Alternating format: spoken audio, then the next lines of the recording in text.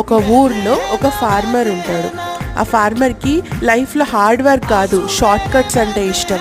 తనకి ఇమీడియట్గా సడన్గా రిచ్ అయిపోవాలనే కోరిక నిండుగా ఉంటుంది. తను ఏం చేస్తాడు, తనకున్న ఒక ల్యాండ్ని ఒక ఫార్మర్కి అమ్మేస్తాడు.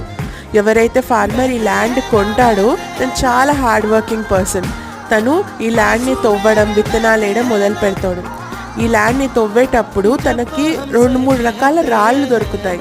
ఒక రాయి ఒక సైడ్ నుంచి కొంచెం షైన్ అవుతూ ఉంటుంది. ఆ రాయిని తీసుకెళ్ళి అక్కడున్న గవర్నమెంట్ డిపార్ట్మెంట్కి చూపిస్తే ఇవి రాయి కాదు, ఇది వజ్రం అని చెప్తారు. అట్లా ఇంకా తవ్వుతూ వెళ్తే ఆయనకి అలాంటి వజ్రాలు ఇంకెన్నో దొరుకుతాయి. అప్పుడు ఈ ల్యాండ్ ఎవరైతే కొన్నాడో ఆ ఫార్మర్ మల్టీ మిలియనర్ అయిపోతాడు. Moral of the story, some times మన కాళ్ళ కిందే మనకు కావాల్సినవి అన్నీ ఉంటాయి.